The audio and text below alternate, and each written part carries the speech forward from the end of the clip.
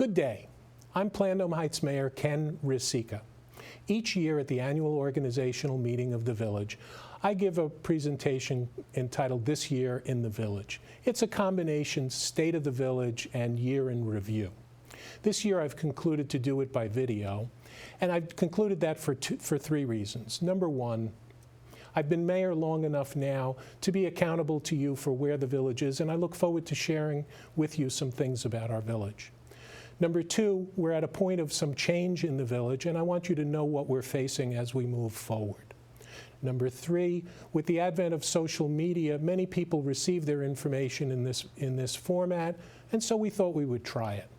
Okay, so the things I'm going to talk about today are comings and goings, our continuous improvement program, public safety and emergency management, the building activity, including the building boom in our village, as well as finance and capital.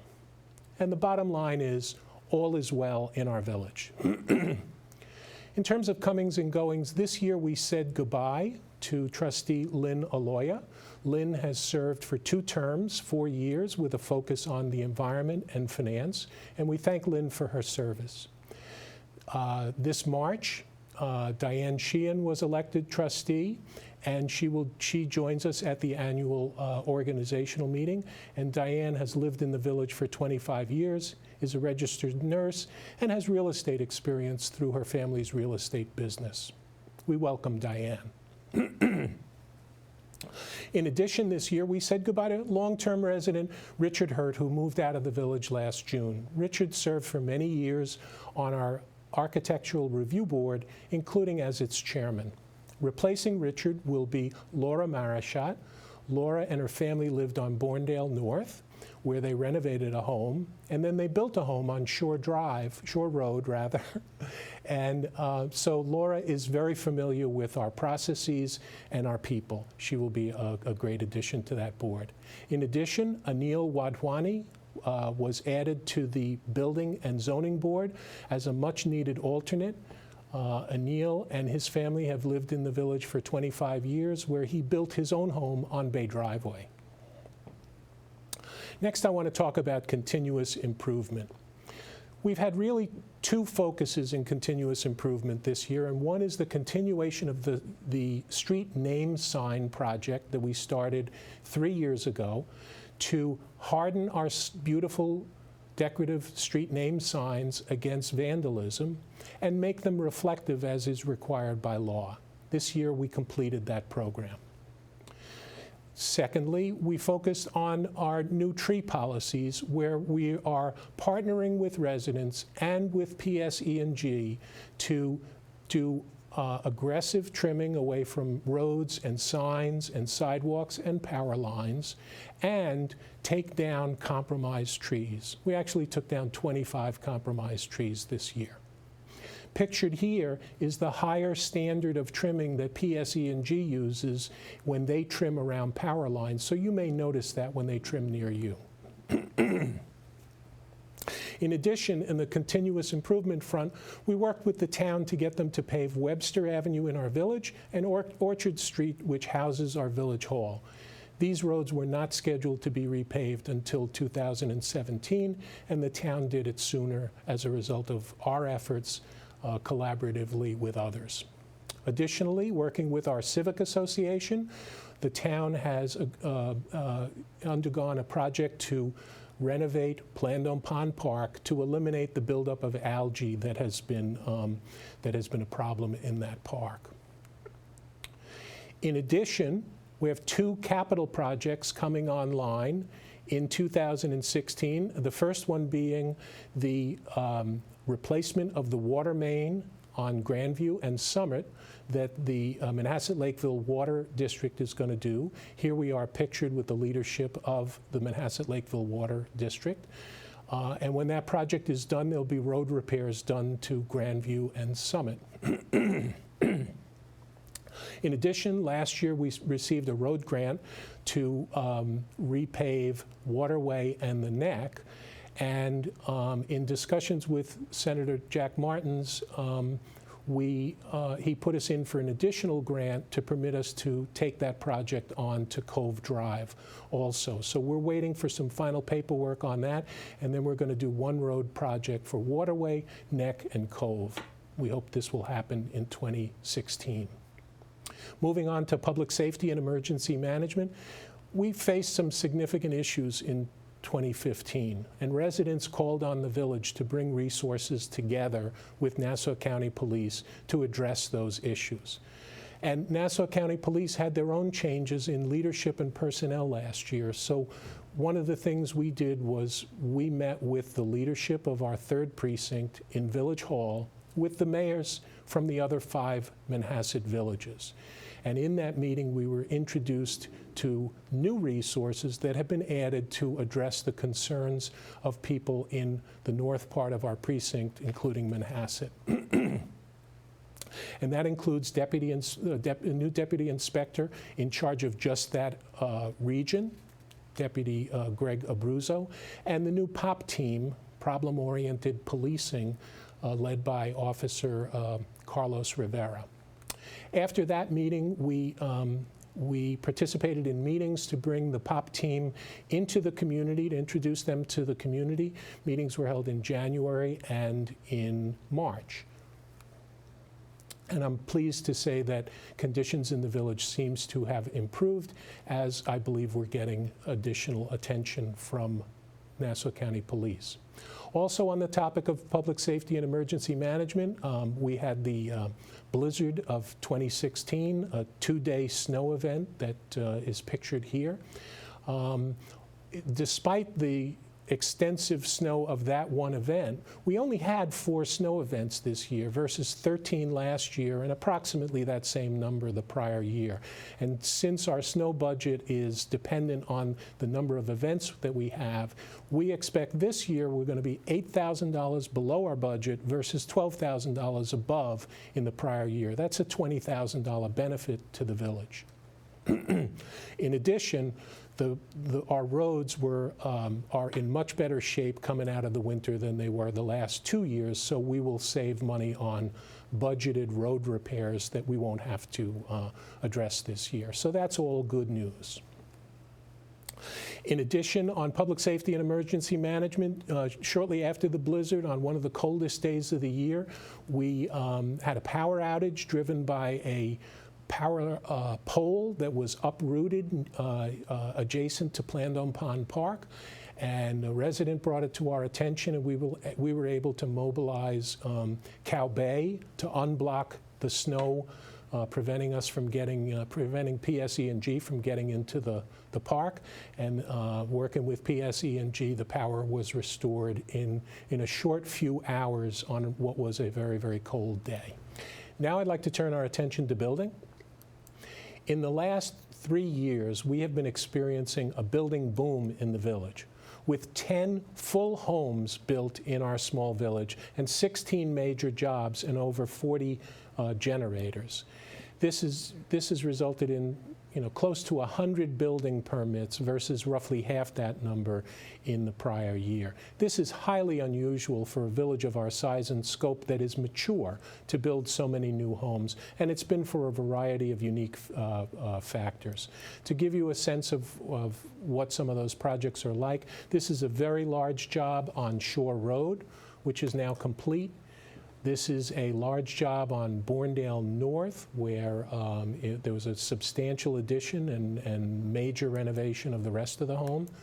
This is a full home built on the Beachway, another full home built on Plandome Court, a home that was taken down to the frame on Willow Court and then extended and rebuilt, and a home that had been destroyed by fire on Brookwald, which was taken down and then is nearly rebuilt at this point in time.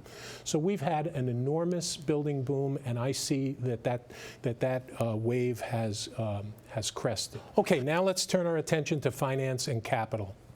I want to talk about 3 things in this area. One, I want to talk about living in a village and what it means financially to live in a village. Secondly, I've talked in newsletters before about planning beyond 1 year, and I want to show you what that means in our capital plan and how we plan for operations. And thirdly, I want to share with you that our view is we're entering a period of change, and I want you to know the things that we're facing so that you can understand them.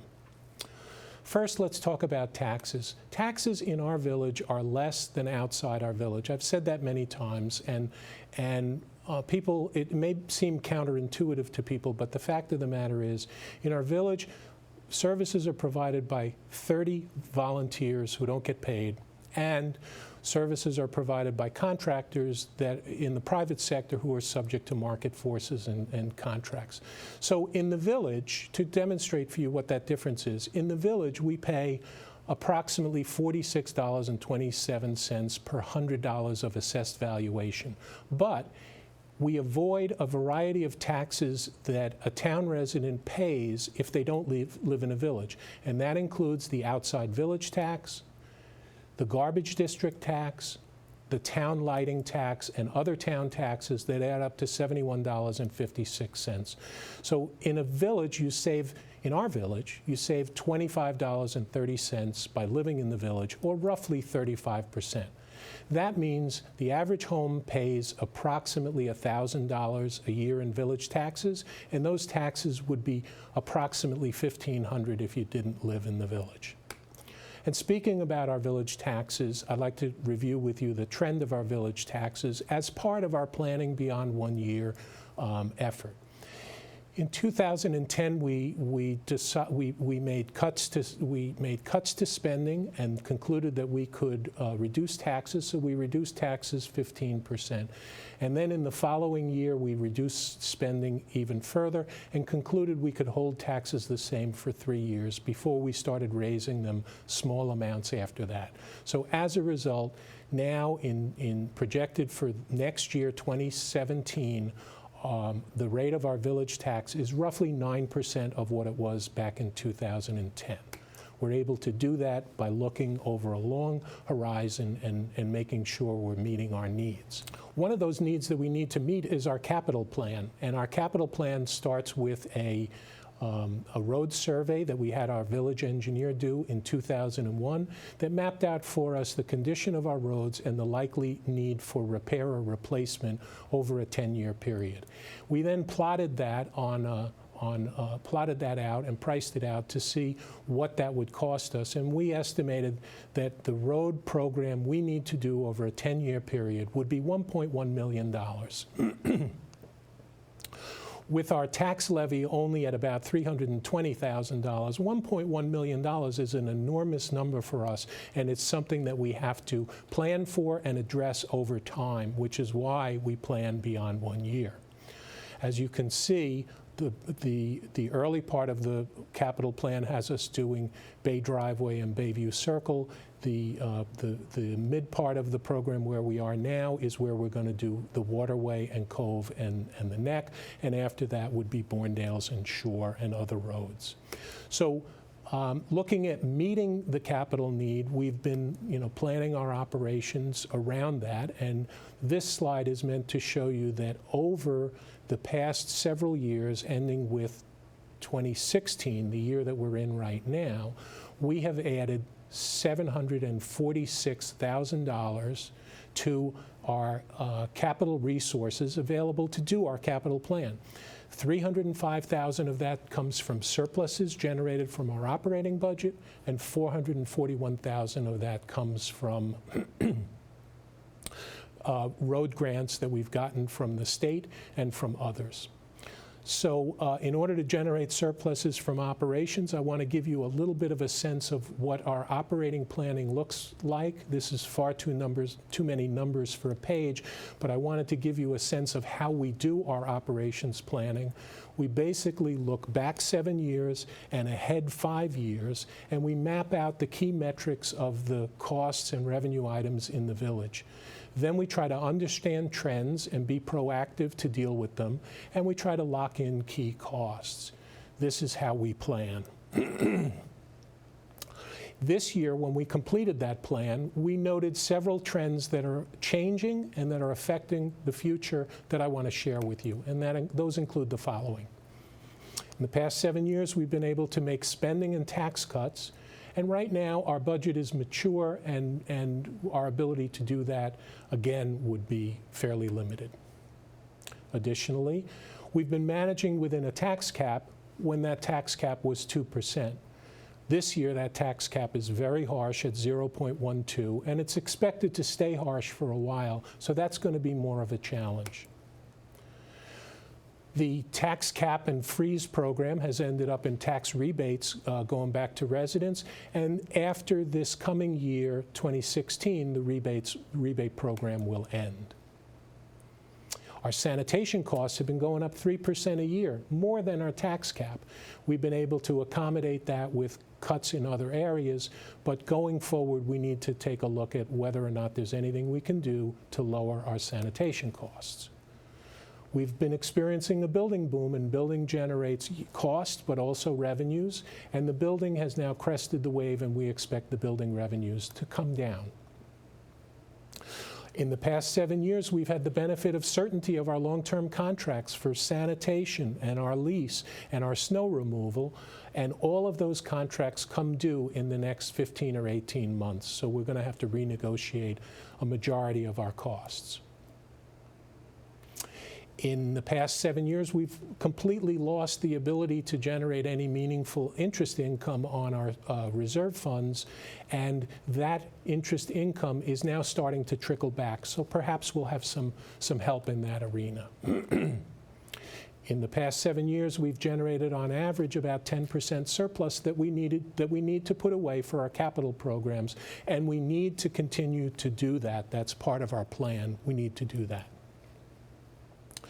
In the past 7 years, we've been building reserves, and in the next 5 years, we're going to spend those reserves down as we come into the meat of the capital plan where we have to spend on roads. And in the past couple of years, as we changed staff, our staff costs were temporarily reduced, and our staff costs now are more mature. The one thing that's clear, though, is that we have the right team to meet these challenges, and they're clearly in our sights, and we will address them. Before I conclude, I want to give you a quick summary of the 2016-17 budget that we passed at the organizational meeting. It includes budgeted costs which are 1.1% higher this year than last year. That's a $5,000 increase. Sanitation and snow removal make up $4,200 of that $5,000 difference. Our tax cap, however, as I mentioned, is only 0.12% or $400. However, because we didn't raise taxes in those years that we didn't raise them, we have an unused tax cap of over $4,600, and therefore we will raise taxes by $5,000 this year, which is only $15 per home, and the reasons are above. As a result, we will comply with the tax cap, and that means you'll get a refund of that tax increase this year as you did last year. And the entire budget, including narrative analysis and analytical analysis, is fully transparently on our website on the finance page. And now to recap. We continue to attract talented volunteers to do the work of the village, and that's very important. Secondly, continuous improvement keeps the village fresh, and we're going to continue that in this coming year with some substantial capital programs. Next, our building activity, which has been very substantial, has crested the wave and should recede back to a more normal level. Also, we have some challenges to address. We know what they are, and we will address them. And we have a strong budget for this coming year, and that strong budget includes another tax rebate for residents. In short, the state of the village is well. Thank you so much for your attention.